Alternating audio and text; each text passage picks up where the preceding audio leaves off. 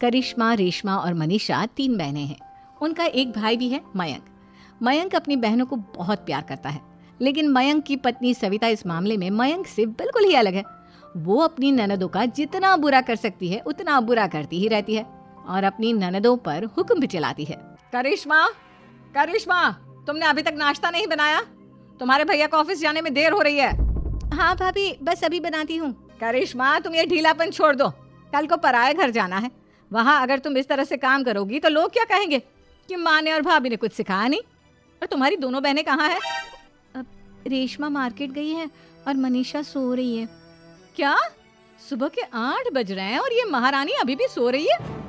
ये कहते हुए सविता अपनी सास दुर्गा देवी के पास जाती है। माँ जी, देख रही हो अपनी बेटियों के तौर तरीके? क्या हुआ बहू, सुबह सुबह क्या कर दिया मेरी बेटियों ने? अरे एक तो अभी अभी उठकर किचन में गई है, दूसरी सुबह सुबह बाहर चली गई और तीसरी अभी तक सो रही है।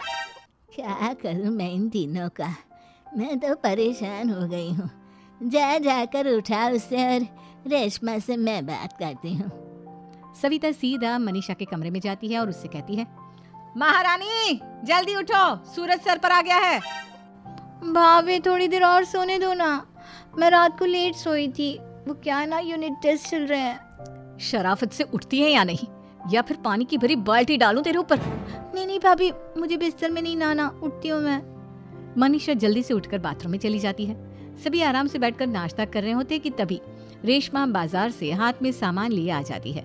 रेशमा को देखते ही सविता उस पर बरस पड़ती है। लो, आ गई महारानी। ऐसा भी क्या सामान लाना था जो सुबह आंख मलते ही बाजार की तरफ रवाना हो गई? भाभी, कल आप ही तो चीख रही थी कि घर का सारा सामान मुझे ही लाना पड़ता है, घर में किसी को भी किसी काम से कोई लेना देना नहीं है। अब मैं बाजार जाकर सामान ले आई तो आपको इस बात से भी तकलीफ हो रही है? देख रही हो माँ जी, अपनी बेटी की जुबान कैंची से भी तेज चलती है। और मयंक, आप तो कुछ कहेंगे नहीं अपनी लाडली बहन को? रेशमा, अपनी भाभी से ऐसे बात नहीं करते। चलो माफी मांगो। भैया, मैं क्यों माफी मांगू? आप भाभी से बोलिए ना कि हम पर कम हुक्म चलाया करे। हम इस घर की बेटियां हैं और आपकी पत्नी की ननद है, नौकरानी नहीं। लो कर लो बात, इनकी भलाई के लिए कुछ भी बोलो तो इन्हें बुरा लग जाता है। इस घर में यही इज्जत है मेरी। देख लो माँ जी, आपकी बेटी किस लहजे में मुझसे बात कर रही है। सविता वहां से चली जाती है। मयंक को बहुत गुस्सा आता है, वो भी वहां से चला जाता है। फिर करिश्मा रेशमा को समझाती है, रेशमा, तुम्हें भाभी से माफी मांग लेनी चाहिए थी ना। लेकिन दीदी, मैंने कुछ किया ही नहीं, तो मैं माफी क्यों मांगू? हाँ करिश्मा दीदी, रेशमा दीदी जैसे ही घर में आई भाभी ही उन पर चिल्ला रही थी। हाँ, मैं मानती हूँ कि गलती भाभी की थी। मैं तो इसलिए बोल रही हूँ कि भाभी ने माँ को तो पूरी तरह अपने वश में कर लिया है। वो हमारी बात सुनती ही नहीं। मयंक भैया हमारे लिए हमेशा खड़े रहते हैं, इसलिए उनकी बात का मान तो तुम्हें रखना चाहिए था ना। कोई फायदा नहीं दीदी, कुछ दिनों की बात और है, भाभी उन्हें भी हमारे खिलाफ भड़का देंगी। फिर वो भी माँ की तरह हमारी किसी बात का विश्वास नहीं करेंगे।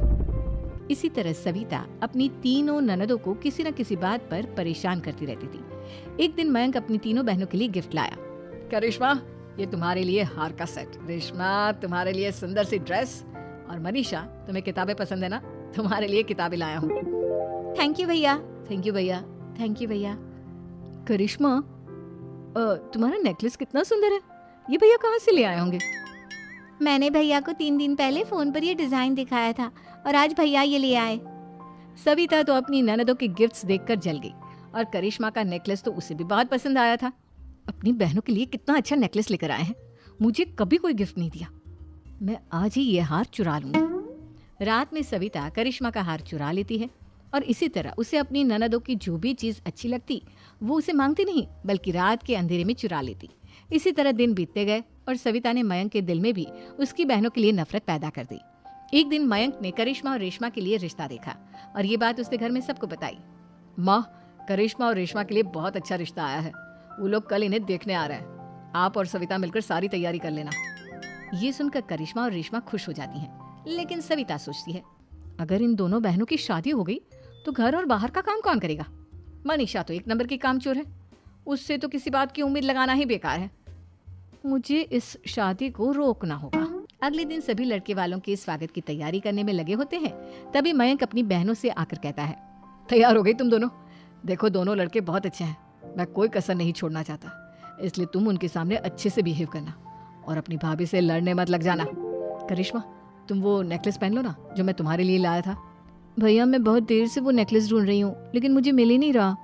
क्या तुमने नेकलेस खो दिया? तुम्हें पता भी है वो कितना महंगा था? तुम कोई काम ढंग से नहीं कर सकती। मयंक गुस्से में वहां से चला जाता है। थोड़ी देर बाद लड़के वाले भी आ जाते हैं। वो दोनों बहनों को पसंद कर लेते हैं और रिश्ता पक्का हो जाता है।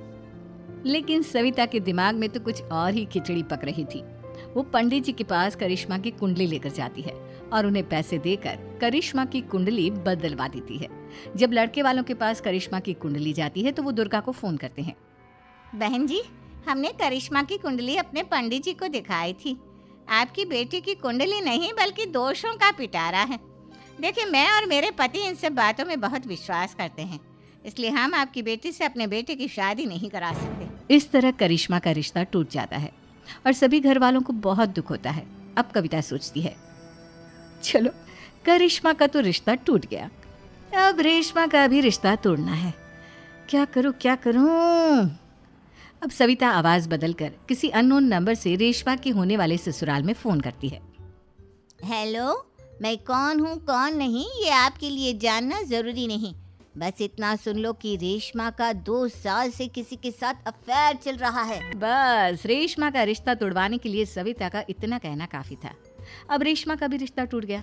मयंक और दुर्गा देवी ने रेशमा को खूब खरी खोटी सुनाई और उससे बार बार उस लड़के के बारे में पूछने लगी। आप दोनों मुझे क्यों परेशान कर रहे हो? अरे कोई लड़का होगा मेरी लाइफ में तो मैं बताऊंगी ना। जब कोई है ही नहीं तो कहाँ से लाऊं मैं कोई लड़का? तो तेरे होने वाले ससुराल वालों को फोन किसने किया था? माँ, मैं नहीं जानती किसने फोन किया था, मैं सच कह रही हूँ। मैं तो पहले ही कह रही थी इसकी लगाम खींच कर रखो, लेकिन मेरी सुनता ही कौन है।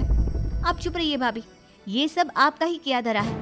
अब तीनों बहनों को विश्वास हो जाता है कि ये सब उनकी भाभी ही कर रही है। तीनों बहनें अपनी भाभी को सबक सिखाने के लिए एक वकील कर लेती है और घर में हिस्सा मांगना। देखो भैया, माँ बाप की जायदाद में जितना बेटों का हक होता है उतना ही बेटियों का, इसलिए इस घर के 4 हिस्से होंगे और हमें अपना हिस्सा चाहिए। मैंने तुम्हारे लिए क्या क्या नहीं किया और तुम इस घर में हिस्सा मांग रही हो? भैया, आप और माँ हम बहनों की कोई बात नहीं सुनते हो और भाभी हमारी शादी नहीं होने देगी क्योंकि उन्हें लगता है कि आप हमारी शादी में ज्यादा पैसा लगाओगे और उन्हें हम जैसी फ्री की नौकरानी कहाँ मिलेगी। तो हम भाभी के साथ तो रह नहीं सकते, हम बहनों को अपना हिस्सा चाहिए। अरे तुम्हें शर्म आनी चाहिए अपने भाभी पर ऐसा इल्जाम लगाते हुए। वो तुम्हारे बारे में कितना सोचती है। हाँ माँ, भाभी हमारे बारे में बहुत सोचती है। दिन रात बस यही सोचती रहती है कि किस तरह से अपनी तीनों ननदों को परेशान करूं और कभी मुझे पढ़ने भी नहीं देती। दोनों बहनों का रिश्ता भी तो इन्होंने ही तोड़वाया है और रात में हमारे कमरे में आकर हमारी चीजें भी चुराती हैं। इसी तरह सविता की तीनों ननदें अपनी बात पर अड़ी रही। अब कोर्ट में तारीख भी शुरू हो गई। जब सविता को लगा कि उसकी तीनों ननद इतनी आसानी से नहीं मानने वाली, तो उसने अपने पति और सास को सारी सच्चाई बता दी और अपनी तीनों ननद से माफी मांगी। मयंक और दुर्गा को भी अपनी गलती का एहसास हो गया। अब सविता खुद करिश्मा और रेशमा के लिए अच्छा रिश्ता ढूंढती है और उनकी शादी करवाती है।